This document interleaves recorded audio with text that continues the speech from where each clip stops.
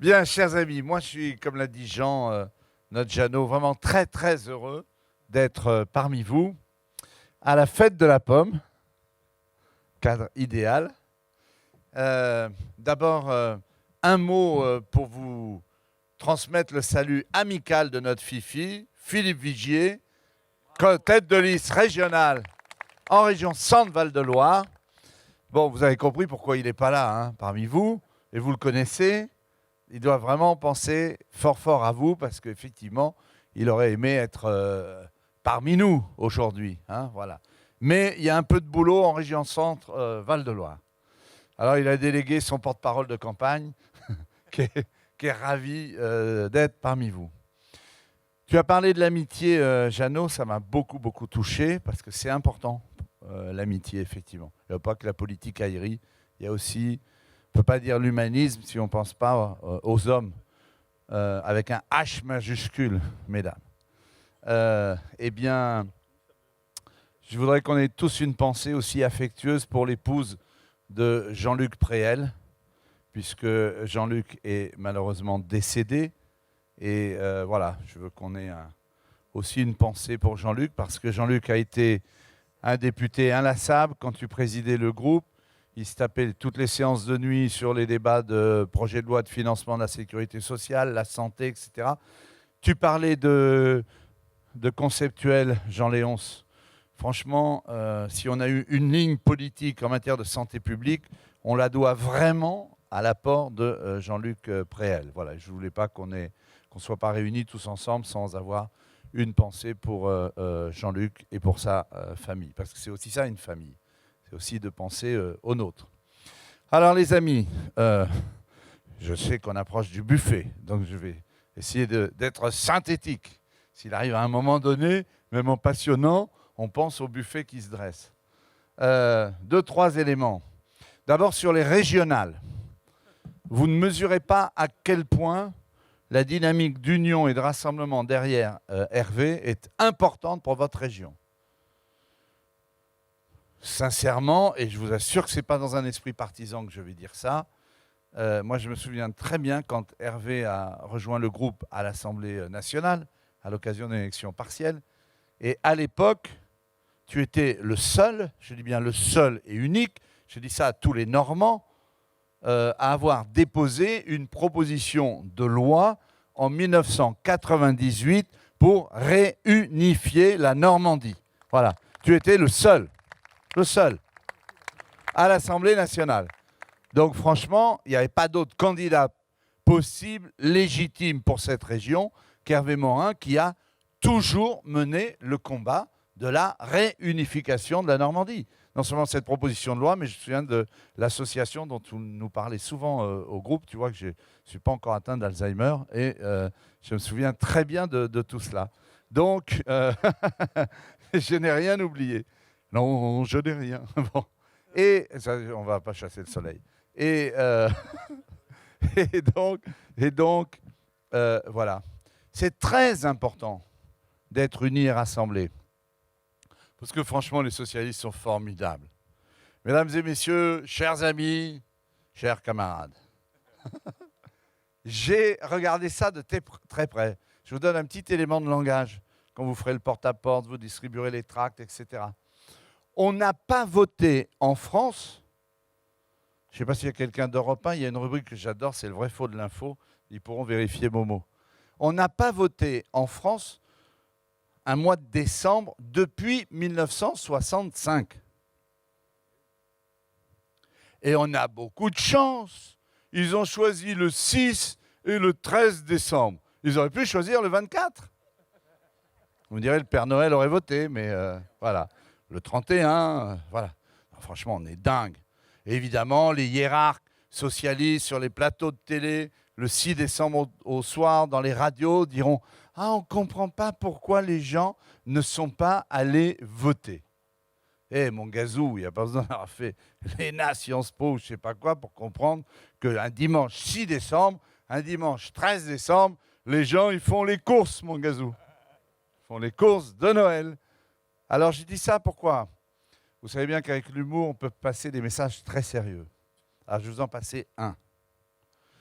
Et c'est quelqu'un qui a traversé la mer Rouge qui vous le dit, qui a quelques techniques électorales qu'il n'a pas oubliées.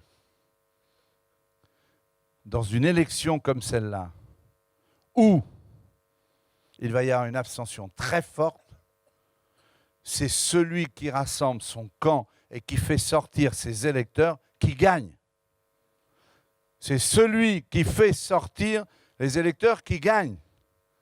Donc, oubliez la littérature, les machins, etc. Nous, avec Philippe Vigier, je suis sûr que tu l'as fait aussi, toi Hervé, évidemment, on a mobilisé nos cadres, fait des séminaires de formation, etc. Porte à fond. Porte à fond. Comme une cantonale, comme une législative. C'est difficile, les régionales. Les gens ils ont déjà du mal à comprendre. Mon cher Jean Léonce, qui nous l'a parfaitement illustré, dans ce que moi je qualifie la lasagne territoriale. J'avais fait une tribune, c'est à cause de mon tour de taille. Chacun sa spécialité, j'aime pas le millefeuille, alors j'ai parlé de la lasagne territoriale. Et ils nous en rajoutent des couches dans la lasagne territoriale. Bon. Ben, dans la lasagne territoriale, s'il y a une couche où les gens comprennent rien, c'est la région. Faites le test. Moi, je le fais à chaque fois législative. Je rentre dans les salles, je dis, dans la salle, qui peut me donner le nom? Tiens, d'ailleurs, on va le faire. Les Normands. Qui peut donner le nom d'un conseiller régional? Levez le doigt. Après tout, chacun dans la région où vous êtes. Vous ne donnez pas de nom, hein? Non, non, mais levez les doigts. Vous allez voir le test, ça va être intéressant. Qui peut donner le nom d'un conseiller régional? Levez les doigts très haut. Bien, baissez les doigts. De 2 conseillers régionaux. Levez haut, qu'on voit, parce que vous allez voir que c'est très démonstratif.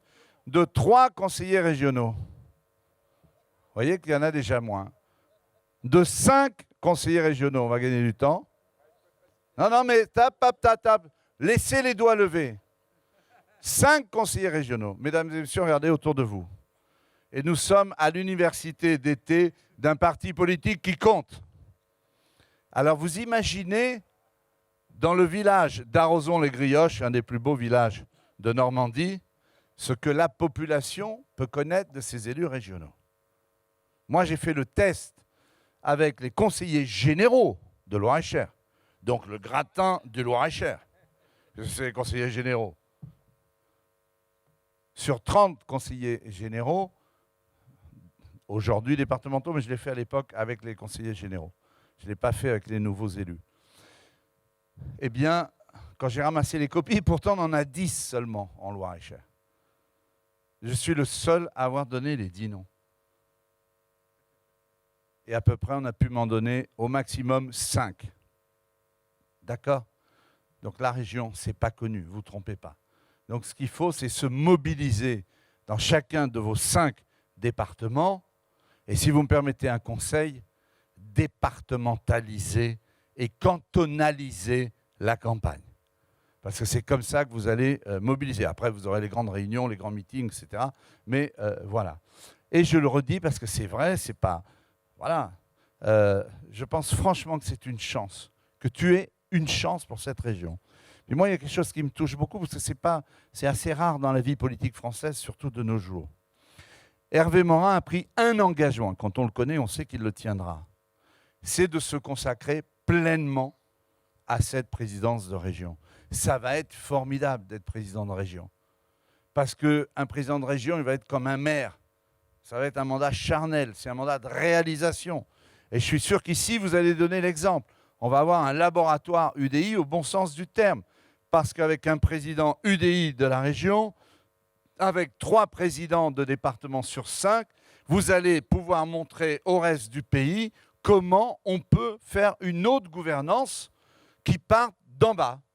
Bottom-up, comme nous a dit le grand sémantique Jean-Léonce Dupont, que je vous demande encore d'applaudir. Voilà. Donc vous allez pouvoir faire cette démonstration.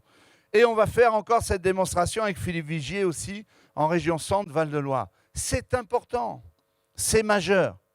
Voilà donc pour mon propos sur les régionales. Donc franchement, mobilisez-vous. C'est une vraie chance d'avoir l'union. Je vais faire le lien avec le national maintenant sur l'affaire des primaires et ça permettra du coup d'aller vite. Les amis, et je vous jure que ça ne me réjouit pas de dire ce que je vais vous dire. Ce n'est pas le président de l'UDI qui est allé négocier avec le président des Républicains, en vérité. Et ça, c'est gravissime.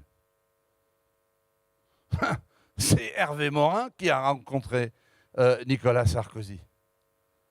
C'est Philippe Vigier qui est allé voir Nicolas Sarkozy. C'est François Sauvadet qui est allé voir Nicolas Sarkozy. Et je vais vous le dire, purée, vous avez bien fait.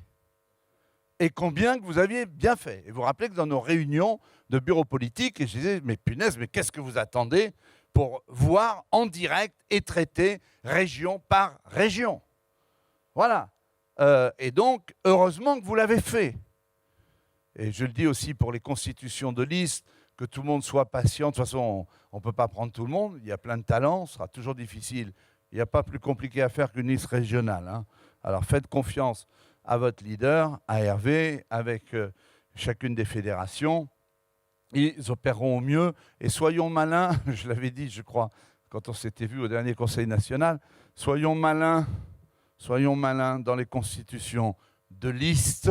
Et je vous le dis, en général, les Républicains ont plutôt des hommes. Tant mieux, nous poussons les femmes. Voilà, poussons les femmes. Elles seront sur les trucs charnières. C'est ce que font les cocos avec le PS. Et ça marche. Donc faisons-le nous. En plus, c'est formidable que nous, on pousse les femmes en politique. Voilà. Eh bien, vous avez très bien fait.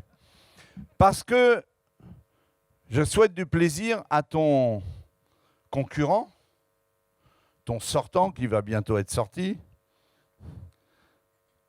Lui, il a intérêt à prendre un bon médicament pour la nuit du dimanche 6 décembre au 7 au matin. Ah ben, ça risque d'être sa fête et la fête de bien d'autres. Parce que je souhaite, Catherine, je souhaite bien du plaisir parce que vous êtes en union. Vous n'imaginez pas la nuit blanche dans toutes les régions pour constituer les listes et dire aux camarades socialistes, tu as été formidable. Maintenant, au revoir. On va rentrer un écolo et un coco. Voilà. Ambiance pour le second tour. C'est-à-dire que moi, au moment où vous allez passer là, surmultiplier pour le second tour, et vous aurez tout le punch, eux, il y a la moitié des listes qui sortira les mouchoirs parce qu'il faudra laisser la place aux autres. Voilà. Alors, mon cher Hervé, vraiment, je le souhaite de tout cœur. Je le souhaite pour toi. Je le souhaite pour vous tous, je le souhaite pour nous, pour notre famille politique, parce que là aussi, Jeannot et Jean-Léon se l'ont très bien dit, ça n'est pas rien d'avoir dans notre famille 3 futures présidences de région sur à peu près les 7 à 8 régions qui seront gagnables. Dernier élément, donc, les primaires. Appuyons-nous sur ce qui s'est passé. Moi, je vous le dis très clairement. Et je suis très heureux, Hervé, de t'avoir entendu le dire, ça ne me surprend pas d'ailleurs, hier comme aujourd'hui encore à cette tribune. Mais il faut être dingue et totalement irresponsable pour ne pas discuter aujourd'hui même avec Nicolas Sarkozy, président des Républicains, pour l'organisation de la primaire. Notre famille doit être absolument partie prenante de la primaire future au présidentiel. On n'a pas d'autre choix que celui-là. Ou alors c'est totalement irresponsable. On ne va pas repartir dans tout ce qu'on a vécu auparavant. On a eu tant de mal à recomposer la famille. Moi, je vais vous dire, moi j'ai une pensée en cet instant très très émue et chaleureuse pour Jean-Louis Borloo. Voilà. Et Dieu sait qu'il nous manque. En tout cas, moi, il me manque et Dieu sait qu'il nous manque. Et il nous manque pourquoi? Parce qu'il avait effectivement cette énergie et cette force de fédérer, de rassembler des personnalités aussi diverses, fortes, talentueuses, etc., que nous avons ici ou là dans chacune de nos familles. Mais, chers amis, souvenez-vous, Jean-Louis Borloo, il n'avait pas la maladie de la présidentielle. Et lui, il avait parfaitement compris. D'ailleurs, demandez à nos sénateurs. Catherine l'a très bien expliqué. Monsieur le questeur, pourquoi es-tu questeur? Pourquoi avons-nous 2 vice-présidents du Sénat, 2 présidents de commission? Pourquoi les Républicains? Oui, tu as bien négocié, pourquoi? On va poursuivre l'interrogatoire. Pourquoi tu as bien négocié? Parce que vous êtes charnière au Sénat. Et que sans nous, il n'y avait pas de majorité sénatoriale. Ben, c'est ça qu'on doit reproduire à l'Assemblée nationale. Parce que ce qui pèse, ce n'est pas 3 secrétaires d'État au chou farci, 2 ministres et je ne sais pas quoi. On en a goûté avec Hervé. Évidemment, les joies, n'est-ce pas? Voilà, ça calme très vite après, hein, je rassure tout le monde. Donc, ce n'est pas ça le sujet. Le sujet, c'est vous peser à l'Assemblée nationale et au Sénat dans un contrat de gouvernement où vous ne pesez pas.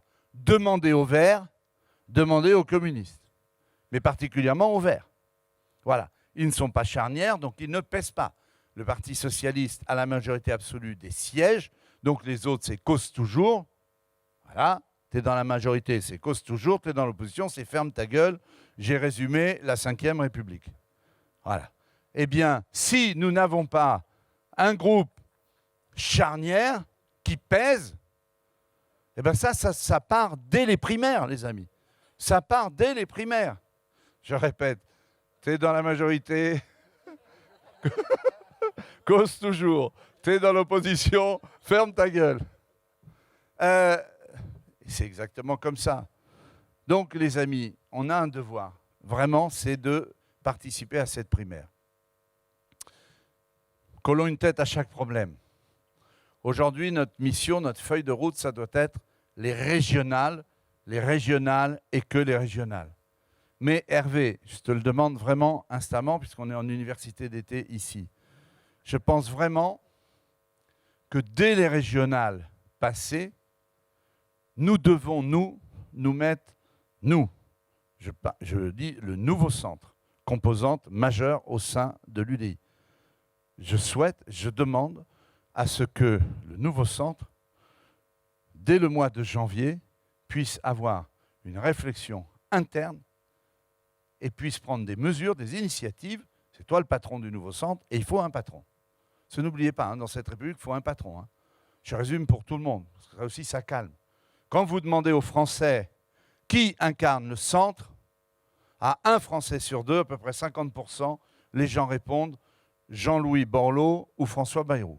Et suivant qu'ils sont passés l'un ou l'autre à la téloge, il y en a un qui a 1 point de vent ou 2 points de vent, etc. C'est comme ça, c'est la vie. Et ensuite, c'est Hervé Morin qui apparaît de 17 à 20%. Ça n'est pas rien. Ça ne se fait pas comme ça. Ça ne se fait pas comme ça. Voilà. Et enfin, last but not least, notre leader charismatique, Jean-Christophe Lagarde, fait, mesdames et messieurs, succès d'estime, 1%. Et je suis gentil parce que je ne mets pas là-dedans, je suis sûr que les 1%, ils ne confondent pas Christine et Jean-Christophe Lagarde. Donc, voilà. Oui, c'est la vérité. C'est la vérité. Par conséquent, ça fait 1%. Non, mais il faut que vous regardiez les vrais sondages qualitatifs. Bayrou. Ah non, mais vous savez, les gens, ils confondent conseil régional, conseil général. Je suis président de département, je vis ça tout le temps. Et sur les noms, vous savez, des fois, vous auriez des surprises quand on regarde les choses. Mais mettons. Donc, c'est majeur. Et quand on dit qu'on a besoin d'un leader, on a besoin d'un leader.